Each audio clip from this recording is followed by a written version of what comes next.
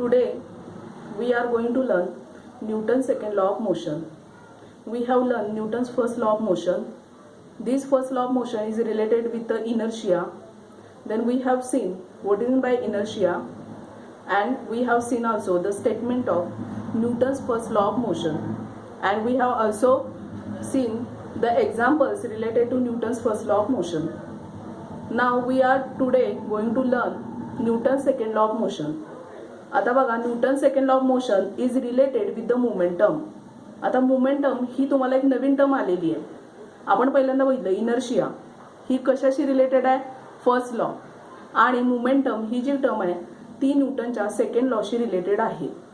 आता आपण बघणार आहे what is mean by momentum. Momentum म्हणजे नेमकं काय, डेफिनेशनच्या भाषेमध्ये तर बघणारच आहे, पण त्यापेक्षा अधिक काय बघणार आहे की रोजच्या वापरामध्ये मोमेंटम म्हणजे काय आहे हे बघणार आहे आपण. बघा, one example is given in your textbook. Ask your friend to drop one plastic and one rubber ball from same height.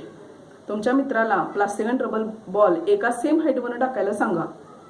You catch the ball, which one easier to catch and why. बघा किती answer सोपा आहे. प्रयोग करून घरी बघा. प्लास्टिकचा ball घ्या आणि रबर बॉल घ्या, एकाच हाईटवरनं फेका, तर तुमच्या लक्षात येईल plastic ball is easy to catch than rubber ball. प्लास्टिकचा बॉल तुम्ही लगेच कॅच करणार easily than rubber ball. Why? Because difference of weight. बघा, plastic ball is light in weight than rubber ball, त्यामुळे तो काय इझिली कॅच होणार. Ask your friend to throw a ball toward you at a slow speed. Try to catch it. हळू तुमच्या मित्राला ball फेकायला सांगा आणि कॅच तुम्ही काय करणार, तुम्ही कॅच करणार बॉल.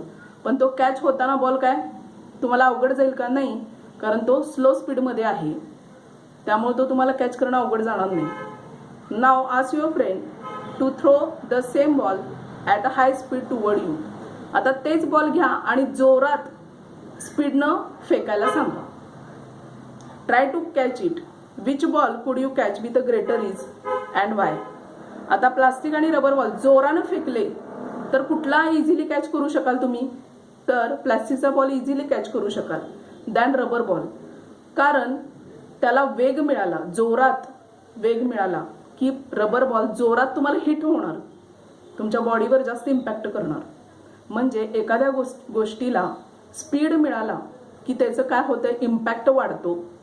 बघा, डस्टर आहे, मी हातात डस्टर घेतलं, हळूच एखाद्याला जवळ जाऊन असं मारलं तर ते लागेल का जोरात? नाही लागणार. पण मी स्पीडनं, एकदम जोरात स्पीडनं मारलं तर काय होणार, जोरात लागणार. का? तर त्याच्यामध्ये ते जे मास आहे डस्टरचं त्यामध्ये काय ॲड होणार आहे, व्हेलॉसिटी. म्हणजे एखाद्या वस्तूला व्हेलॉसिटी मिळाली, वेग मिळाला की त्या वस्तूचा इम्पॅक्ट काय होतो, जोरात होतो. यालाच मोमेंटम असं म्हणतात. एखाद्या वस्तूला वेग जास्त मिळाला की त्याची प्रक्रिया वाढते किंवा त्याचा इम्पॅक्ट वाढतो, त्यालाच काय म्हणतात, मोमेंटम. हे लक्षात ठेवा. म्हणजे ही कन्सेप्ट झाली. आता सायंटिफिक वर्डमध्ये बघा, momentum this term was coined by और invented by scientist Newton. Then what is the definition of momentum. जर तुम्हाला पेपरमध्ये आलं, write the definition of momentum, then you have to write it is the product of mass and velocity. It is represented by capital letter P, म्हणजे P न दर्शवतात momentum. Therefore P is equal to mass into velocity. म्हणजे P म्हणजे काय आहे, momentum. Mass into velocity is equal to mv. Then it is a vector quantity. आता vector म्हणजे काय आपण बघितले, that is having magnitude as well as direction. म्हणजे या क्वांटिटीला काय आहे, मॅग्निट्यूड पण आहे, डायरेक्शन पण आहे. SI unit of momentum. आता युनिट काढायचं आहे, फिजिक्समध्ये युनिटला महत्त्व असतं. Then how to find the SI unit of momentum. For that you should know the formula. काय फॉर्म्युला आहे मोमेंटमचा, P is equal to mv, that is P is equal to mass into velocity. Then SI unit of mass. मासचं SI unit काय आहे, kilogram. Then SI unit of velocity, metre per second. Therefore आता बघा, kilogram आणि metre per second हे unit आपण derive केले. इथं मल्टिप्लिकेशन आहे, m इंटू v आहे, म्हणून या युनिटचं पण काय करायचं, मल्टिप्लिकेशन करायचं. मग तुम्हाला काय मिळणार, किलोग्रॅम इंटू, इथे इंटू लिहित नाही, kilogram metre per second. This is the SI unit of momentum. बघा, SI unit of mass KG, SI unit of velocity metre per second. Therefore, SI unit of P is equal to kg meter per second. Similarly, how to derive CGS unit of momentum? For that, you should know the formula. Momentum is equal to mass into velocity. P is equal to mv. CGS unit of mass is gram. It is written as small g. म्हणजे ग्राम आहे ते ग्राम लिहित नाहीत, small जी लिहितात. CGS unit of velocity metre per centimetre per second. आता बघा, इथं mass into velocity आहे, म्हणजे ह्या युनिटचं पण काय करायचं, multiplication. So CGS unit of momentum is equal to gram centimetre per second. Okay, this is the information of momentum. This is not the information of Newton second law of motion.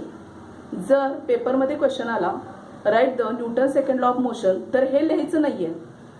हे काय झालं, momentum बद्दल झालं, आणि momentum is related to Newton second law of motion. ही मोमेंटमची एक concept झाली तुम्हाला समजण्यासाठी. जर क्वेश्चन आला वेगळा, write a note on momentum, then you have to write all this things, किंवा write a definition of momentum, derive it CGS and SI unit म्हटल्यावर हे सगळं लिहायचं. पण न्यूटन सेकंड लॉ ऑफ मोशनचं स्टेटमेंट वेगळं आहे, ते आपण बघणार आहे. We have seen the term momentum and this term is related to Newton second law of motion. Then what is the statement of Newton second law of motion? The statement of Newton's second law of motion is that the rate of change of momentum is proportional to applied force, and change of momentum occurs in direction of force. The rate of change of momentum is proportional to applied force, and change of momentum occur in direction of force. Then we have to derive the Newton's second law of motion. How to derive? Suppose an object of a mass m has initial velocity u. F is applied force, so its velocity become v. Its final velocity become v after time t.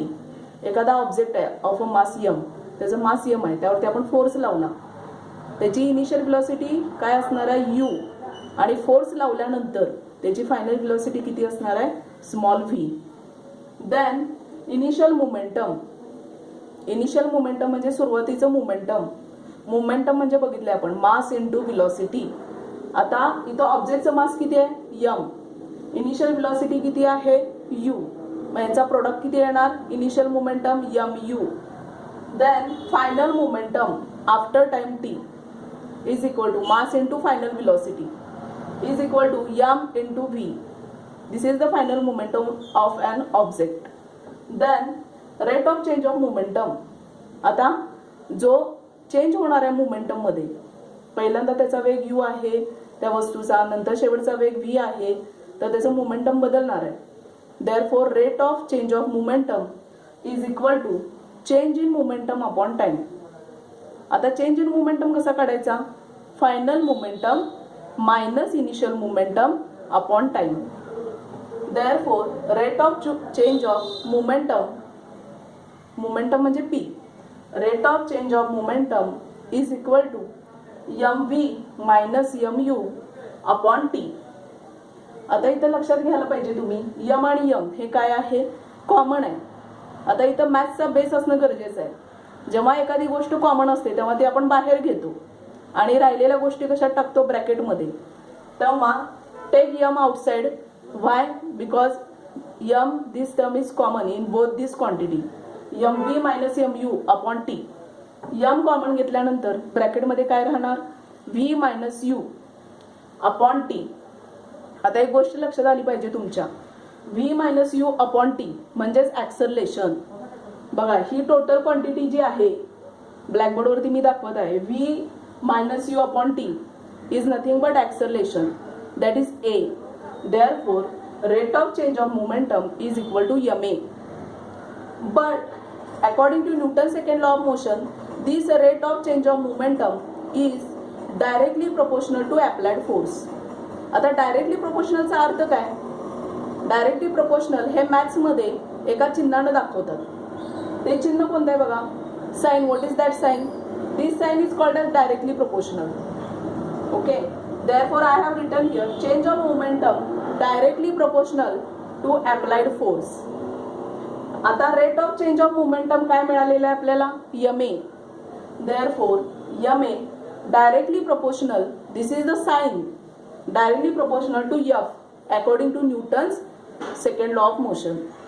आता जर हे sign आपल्याला घालवायचं असेल तर maths मध्ये एक rule आहे, हे डायरेक्टली प्रोपोर्शनल चिन्हाच्या ऐवजी जर आपल्याला इक्वल साइन असं लिहायचं असेल तर तुम्हाला कॉन्स्टंट घ्यावा लागतो. मग तो कसा घ्यायचा, therefore you can see here next step, f is equal to K ma. म्हणजे इथं मी हे प्रोपोर्शनॅलिटी साइन काय केलं, काढून टाकलं आणि त्याच्याऐवजी काय लिहिलं, इज इक्वल टू के. म्हणजे काय येणार बघा, f is equal to K ma. Here k is constant, its value is 1. Put this value in this equation, k ची value 1 घाला. Finally you will get f is equal to ma. This is the mathematical form of Newton's second law of motion. म्हणजे हा mathematical form आहे Newton second law of मोशनचा, that is f is equal to ma. हे कायम लक्षात ठेवा. f is applied force, m is mass of object, a is acceleration. And what is the statement of Newton's second law of motion? The rate of change of momentum is directly proportional to applied force, and this change of momentum occurs in the direction of force. आता हे expression पहिल्यांदाच येईल असं नाही, म्हणून सांगितलं practice makes man perfect. फिजिक्समध्ये तुम्हाला सारखी प्रॅक्टिस करावी लागेल. मोमेंटमच्या स्पेलिंग पासून सुरुवात करावी लागेल. मोमेंटम, ॲक्सलरेशन कशानं दाखवतात, momentum P, capital letter P न दाखवतात. त्याचा फॉर्म्युला मास इंटू व्हेलॉसिटी. म्हणजे हा टर्म सारख्या सारख्या रिपीट करायला पाहिजेत, तरच तुम्हाला ते अंडरस्टँड होणार. आता हाच लॉ एक 10 ते 15 वेळा तुम्हाला लिहायला पाहिजे. इथं लक्षात आलं पाहिजे तुमच्या. म्हणजे मॅथ्सचा बेस जो आहे तो परफेक्ट असल्याशिवाय फिजिक्स येत नाही. म्हणजे बघा, यम कॉमन काढणं, व्ही मायनस यू अपॉन टीच्या ऐवजी ए पुट करणं, ह्या ज्या गोष्टी आहेत हा मॅथ्सचा बेस आहे तुमचा, जो 6वी 7वी 8वीला झालाय. त्यामुळं तिथं सुद्धा तुम्ही मॅथ्स परफेक्ट करणं इसेन्शियल आहे.